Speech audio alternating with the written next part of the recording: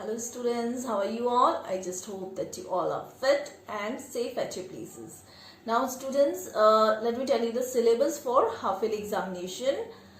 Chapter number 1, the leaf. Chapter number 2, flowers, fruits and seeds. And chapter number 3, the cell.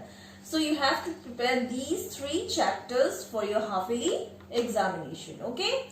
Now let us continue chapter number 3, the cell. So let's get started. So the next cell organelle that we are going to discuss today is mitochondria. Now this mitochondria, they are tiny rod-shaped or spherical organelles which are found in all cells. Now what they function? Their function is to provide energy for all the activities of the cell. That's why they are called powerhouse of the cell. Now what is the function of the powerhouse? You must have observed powerhouse in the areas. So the powerhouse, it provides energy or it supplies electricity to all the houses in the area. So the same way mitochondria, what it does, it provides energy for all the activities of the cell. Now you must see here this is the structure of the mitochondria. This is the outer membrane and this is the inner membrane. Okay. And what you see, this structure here is the matrix. Now, the energy which is produced by the process of respiration, just now I told you that it provides energy for all the activities. Activities like respiration, photosynthesis, etc. Now, the energy is produced by the process of respiration, in which food in the form of glucose is broken down by oxygen. So what mitochondria does, it uses glucose and oxygen to produce energy, and it is the cell organelle which is found in large numbers in the cytoplasm in all the cells. Now the next cell organelle that you are going to study is Golgi bodies. Now these are membrane bound stacks of thin, flattened and parallel pouches called cisternae. Now you can see these are the parallel pouches and they are the stack of membranes. Okay. Now this pouch is known as cisterna. Now they are found in cytoplasm near the nucleus. They are mostly found near the nucleus. And in plant cells, these are smaller and they are more in number. But they are absent in bacteria, certain algae and mature sperm cells and RBCs, red blood cells of mammals and other animals. What are the functions of Golgi bodies? The functions of Golgi body is that it helps in secretion of certain hormones, enzymes, etc. Hormones, you know, they are the messengers, and what they do, they help in the activity like they help in growth and reproduction. Now the second is they help in the formation of cell wall in plant cells, and thirdly that they are also involved in transport of substances within the cell. Now what happens that I've told you about ribosomes. Ribosomes, they what they do, they produces protein and other substances. So from ribosomes, these materials, these substances, they are transported to Golgi bodies. They act like a raw material, so they are transported here with the help of vesicles. So you can see these are transport vesicles. Okay, now they transport those proteins and other substances here in Golgi bodies, and in the Golgi bodies they are altered, they are modified, and then the modified substances, they are then again transported to the nuclear membrane or to the cell membrane and to the other organelles. So this is how it works. Also they produces lysosomes. Now lysosomes, I'll tell you what are lysosomes. Now the next cell organelle that we are going to discuss is lysosomes.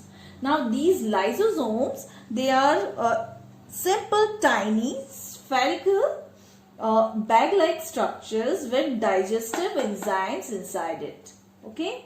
Now these enzymes, they are very powerful and they are capable of digesting or breaking down of organic materials like waste products.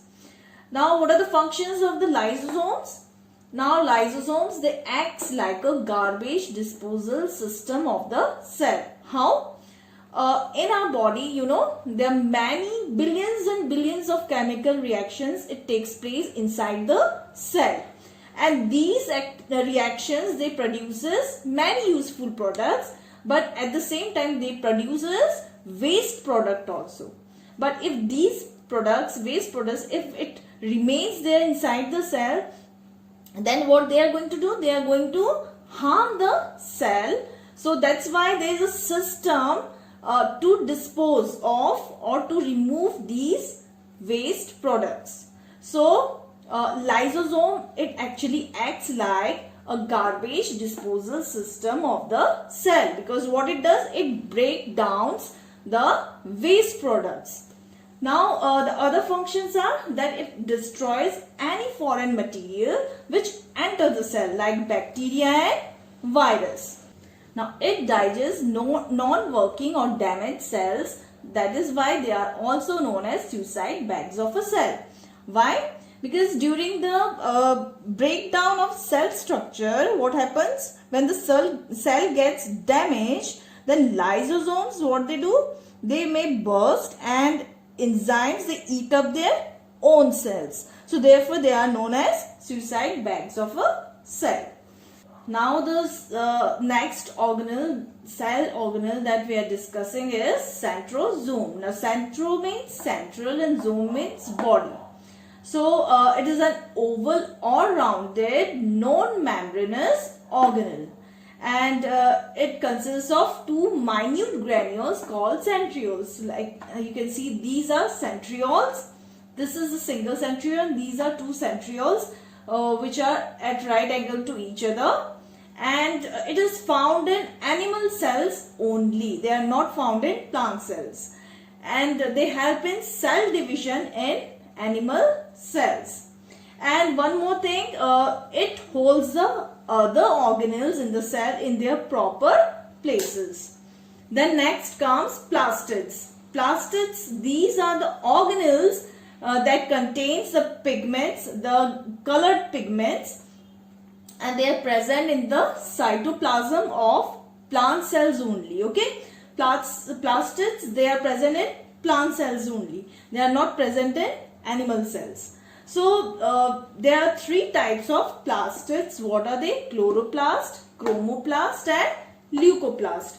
Now chloroplast, they are green colored organelles, and their green color is due to the pigment known as chlorophyll. Okay, and they help in the process of photosynthesis. They help in the preparation of food for the plant. Then comes chromoplast. Chromoplast, it contains colored pigments except green. Okay, and then lastly comes leucoplast. It lacks any pigment, so they don't have any color. They are colorless, and they help in storing food. Now let us see the difference between animal cell and plant cell. Now the first difference is animal cell, they are smaller in size, whereas plant cell, they are large in size. Now the second difference is in animal cell, cell wall is present, but in plant cell wall is absent. Now in animal cell, plastids, they are absent. Plastids, you know, the organelle that contains colored pigments. So, and in plant cell, plastids, they are present. Now vacuoles, they are many and small and temporary. Now students, what are vacuoles? Vacuoles, they are the organelle which is a space in the cytoplasm of a cell which is enclosed by a membrane, and usually they contain substances dissolved in water. So the function of the vacuoles it is in a cell is to store various substances including waste products of the cell. So most of the animal cells, they do not have vacuoles, but some animals they have vacuoles, but they are much smaller than the plant cells. Okay, now the fifth comparison is they have centrosome and centrioles. Animal cells, they have centrosome and centrioles, but plant cells, they do not have centrosome and centrioles. Centrosome, I told you, these are the organelles that are present in animal cells only, and what is their function? They help in cell division in animals. Okay, so this is the comparison between the two.